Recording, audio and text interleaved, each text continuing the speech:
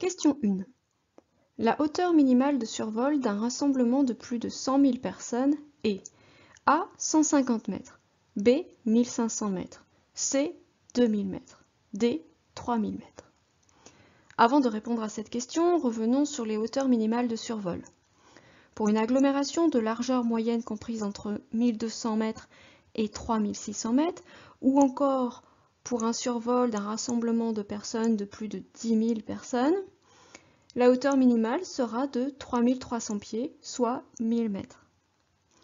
Pour une agglomération de largeur moyenne supérieure à 3600 mètres, ou pour le survol d'un rassemblement de plus de 100 000 personnes, la hauteur minimale sera de 5000 pieds ou 1500 mètres.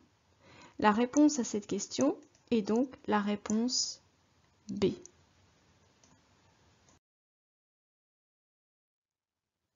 Question 2. Le vol VFR est A. Un vol effectué dans des conditions de vol à vue. B. Un vol effectué dans des conditions de vol aux instruments. C. Un vol de type commercial. D. Un vol limité autour de piste. Revenons sur l'abréviation VFR. VFR signifie Visual Flight Rules, ce qui correspond aux règles de vol à vue. La réponse à cette question est la réponse A.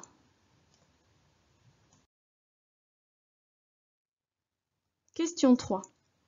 Sur une carte au 1/500 millième, une distance mesurée de 10 cm correspond à une distance de A. 5 km, B. 15 km, C. 50 km, D. 150 km. Revenons à la définition de cette échelle. 1/500 millième. Cela signifie que 1 cm sur la carte correspond dans la réalité à 500 000 cm. On peut le convertir en kilomètres, ce qui permet ainsi d'écrire que 1 cm sur la carte correspond en fait, dans la réalité, à 5 km. Or, ici, la distance mesurée sur la carte est de 10 cm. Il y a donc ici un facteur 10. On a ici un facteur 10. Donc, dans la réalité, nous avons également un facteur 10 qui s'opère et nous pouvons donc considérer que la distance dans la réalité correspond à 50 km. La réponse à cette question est la réponse C.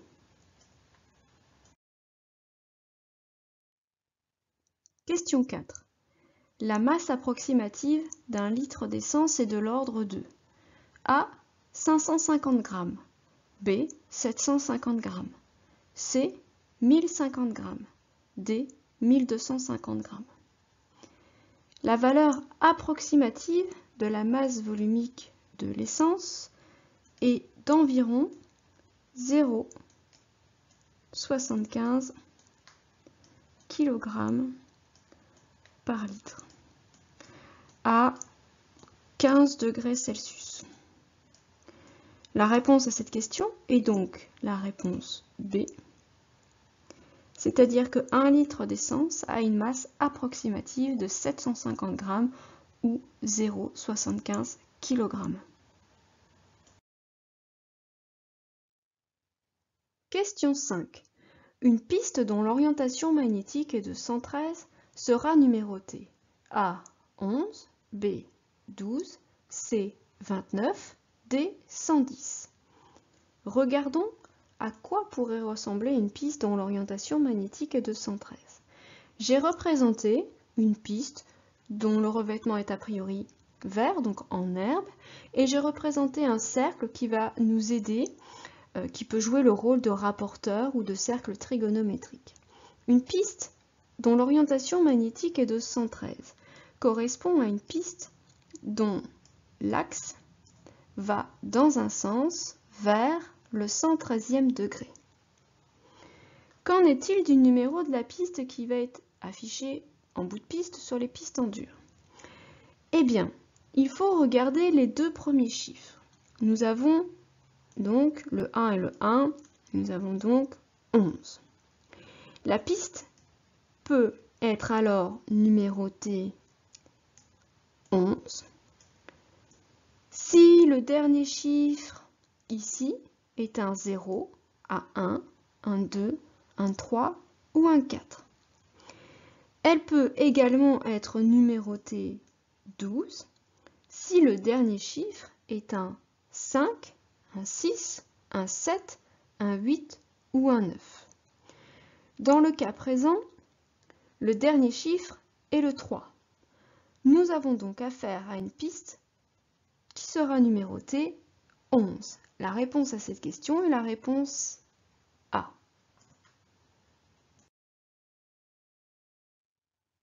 Question 6. Un métard est A. Un avis qui mentionne la modification d'une installation. B. Un message d'alerte et de danger. C. Un service d'assistance et de secours. D. Un message météorologique régulier. Revenons sur la définition de mot métard. Métard signifie Meteorological Aerodrome Report.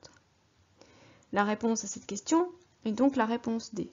Un métard est un message météorologique régulier d'observation. Question 7. La règle d'évitement d'un aéronef qui dépasse un autre aéronef est A. Évitement par la gauche. B. Évitement par la droite. C. Évitement par le haut. D. Évitement par le bas. Si vous devez dépasser un autre aéronef qui est à la même altitude que vous, l'évitement va s'effectuer par la droite. La réponse à cette question est la réponse B. Question 8. Sur le schéma ci-dessous représentant le tour de piste, le repère X indique A. L'avant-arrière, B. L'étape de base, C. La finale, D. Le dernier virage. Revenons sur le tour de piste. Le tour de piste commence par une mise des gaz, plein gaz. La vitesse de rotation est atteinte, il y a suffisamment de portance, l'avion monte, nous sommes en montée initiale. À 500 pieds sol, virage à gauche, toujours en montée, nous sommes dans l'étape du vent traversier. À 1000 pieds, donc virage ici à gauche, nous sommes en vent arrière. À 1000 pieds sol, nous continuons la vent arrière pour atteindre un nouveau virage à gauche, puis l'étape de base où nous allons réduire les gaz de sorte à avoir un plan idéal pour pouvoir nous poser. Nous sommes ici au dernier virage, puis en finale jusqu'au posé. La partie ici représentée par le X correspond à l'étape qui est ici, soit la réponse C, la finale. Question 9. Sur une fréquence radio, un aéronef immatriculé FGTAX s'identifie à Foxtrot Golf Tango Alpha X-Ray, B. Fox Golf Tango Alpha Xilo, C. French Golf Tango Alpha X-Ray, D. Foxtrot Golf Tango Alpha Xilo. Le F se prononce dans l'alphabet aéronautique Foxtrot. La lettre G se prononce Golf. La lettre T, Tango. La lettre A, Alpha. Et pour finir, la lettre X, X-ray. La réponse à cette question est donc la réponse A, Foxtrot, Golf, Tango, Alpha, X-Ray. Question 10. Sur une carte, une zone identifiée par la lettre P correspond à A. Une zone interdite provisoirement, B. Une zone à la pénétration restreinte sous certaines conditions, C. Une zone à la pénétration interdite, D. Une zone dangereuse. Il y a 3 lettres à retenir. La lettre R correspond à une zone réglementée, la lettre D correspond à une zone dangereuse et P à une zone interdite, puisqu'en anglais il s'agit du terme prohibited. Donc ici nous avons la réponse à la question 10, c'est la réponse C, une zone à la pénétration interdite. Question 11. Un aérodrome ouvert à la CAP. A. N'est ouvert qu'aux appareils d'État. B. Est ouvert à la circulation aérienne publique. C. Est interdit aux ULM. D. Nécessite un certificat d'aptitude à se poser. Revenons sur les 3 lettres CAP. Le C signifie circulation, le A aérienne et le P public. La réponse à cette question est donc la réponse B. Question 12. Une CTR est A. Un espace aérien militaire de haute altitude. B. Une zone interdite jusqu'au sol. C. Une zone d'expérimentation provisoire. D. Un espace aérien contrôlé aux abords d'un aérodrome. Une CTR est un espace aérien contrôlé aux abords d'un aérodrome. Lorsque vous arrivez vers une CTR, vers un aérodrome contrôlé, vous allez devoir demander une clairance. Donc la CTR est... Question 13. Un paramoteur est A. Un aéronef classé dans la réglementation vol libre. B. Un aéronef classé dans la réglementation du parachutisme. C. Un aéronef classé dans la réglementation ULM. D. Un aéronef classé dans la réglementation des drones. Cet aéronef est classé dans la réglementation des ULM, ultra léger motorisé. Revenons sur les 6 classes de la réglementation ULM. La classe 1, le paramoteur. La classe 2, le pendulaire. La classe 3, le multi-axe. La classe 4, l'autogire. La classe 5, l'aérostat ultra léger. Et la classe 6, l'hélicoptère ultra léger. Vous pouvez retrouver toutes ces informations sur le site de la FF-Plume. Question 14. Sur un aérodrome non contrôlé, l'éventuelle fréquence sur laquelle les pilotes peuvent échanger de l'information est nommée A. Fréquence d'auto-information. B. Fréquence d'alerte. C. Fréquence de courtoisie. C. Fréquence de détresse. Lorsqu'un aérodrome n'est pas contrôlé, qu'il n'y a pas d'indication d'une fréquence particulière, les pilotes vont pouvoir échanger sur la fréquence 123.5 MHz. Il s'agit d'une fréquence d'auto-information. Question 15. En France, les fédérations aéronautiques et sportives sont regroupées dans un organisme dont le sigle est A. JIFAS, B. FNAM, C. DGAC, D. CNFAS. Revenons sur ces 4 sigles. JIFAS correspond à l'abréviation du Groupement des industries françaises aéronautiques et spatiales. Le sigle FNAM correspond à la Fédération nationale de l'aviation marchande. La DGAC correspond à la Direction générale de l'aviation civile. Et dernièrement, le sigle CNFAS correspond au Conseil national des fédérations aéronautiques et sportives.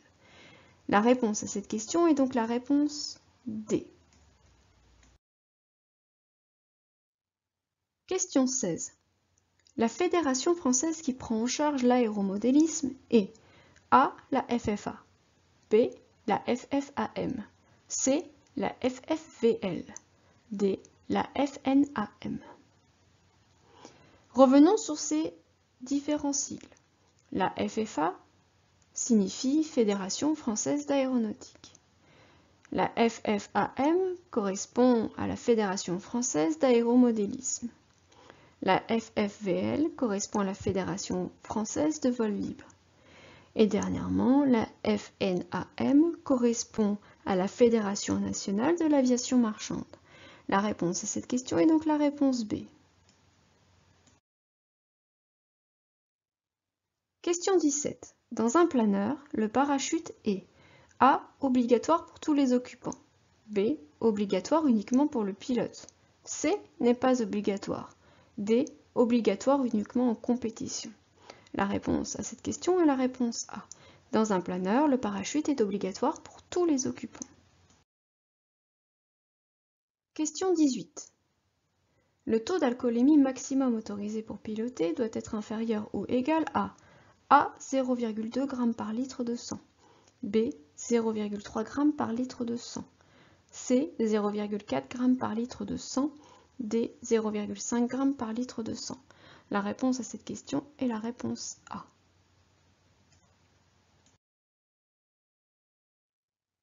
Question 19. En phase d'atterrissage, une remise des gaz doit être considérée A. Comme une manœuvre à éviter dans l'aviation commerciale, B. Comme une manœuvre spécifique au vol en instruction, C. Comme une décision saine en cas de mauvaise approche, D. Comme une erreur de pilotage. Le décollage et l'atterrissage sont des phases très délicates dans le vol. Évidemment, en cas de mauvaise approche, en finale ou en courte finale, la décision est de remettre les gaz. Donc, la réponse à cette question est la réponse C. Question 20. La plupart des accidents ont lieu A. En vol de croisière en raison d'un arrêt moteur. B. En vol par collision. C. Au-dessus des zones maritimes. D. Au décollage et à l'atterrissage. La plupart des accidents ont lieu à l'atterrissage et au décollage, qui sont des phases très délicates. La réponse à cette question est la réponse D.